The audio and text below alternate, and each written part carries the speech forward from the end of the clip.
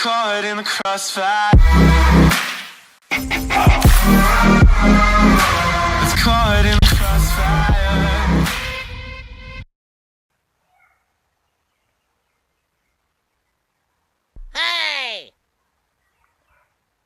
hello' য়েছ hello' police থানাত লাগিছে নেকি বাৰু কওকচোন কি কথা আছিলে যোৱা ৰাতি মানে আমাৰ ঘৰত চোৰ সোমাই গোটেই সোপা লুটি পুটি লৈ গ'লো আপোনালোকে সোনকালে কিবা এটা কৰকচোন ইছ বাট হাউ ইংৰাজী মৌ ফালি আছো ৰ ছাৰ কাটিং দা বাঁহৰ বেৰা ঢুকিং দা চোৰ এণ্ড টেকিং দা মালপত্ৰ গয়িং দা চোৰ কি কৰিম ছাৰ বাট হোৱাট ইজ বাঁহৰ বেৰা ছাৰ চাম বেম্বো ষ্টিক ইজ খাৰা খাৰা আদাৰ বেম্বো ইজ পেৰেক মাৰা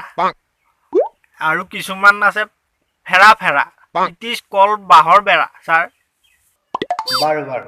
ক'ত থাক তই মা দেউতাৰ লগতে থাকোঁ মা দেউতাৰ ক'ত থাকে ছাৰ মোৰ লগত ধেইত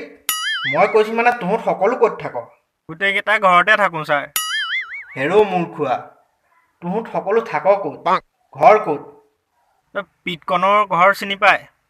সিহঁতৰ ঘৰৰ ওচৰতে সোনকালে আহক আপোনালোকে উফ ৰাম এই পিতকনৰ ঘৰ ক'ত আকৌ ছাৰ বিশ্বাস কৰিব কৰিম ক আৰু তাৰো ঘৰো আমাৰ ঘৰৰ কিনাৰতে হেৰ' ডিমৰ পৰা ওলোৱা মই পুলিচ নহয়ো মানে এইখন থানা নহয় আৰু মই পুলিচো নহয় আপোনাৰ ভুলতেহে মোৰ মোবাইলত ফোনটো লাগিল বুজিলে কথাটো আগতে ক'ব লাগে ন হা ইমান কষ্ট কৰি ইংলিছ ক'লোঁ ঘৰৰ এড্ৰেছ ক'লোঁ আৰু ইংলিছ কওঁতেতো কলিজা আহি মুখ পাইছে জিভা পাইছেহি হেৰা ভাইটি অলপ শুনাচোন অলপ শান্ত হোৱা মই তোমাৰ ফোন নাম্বাৰ দি আছোঁ নহয় থানা বাদ দেও ঘেণ্টা মই কাকো খাতিৰ নকৰোঁ মই নিজে পুলিচ হৈ নিজে চোৰ ধৰি আনিম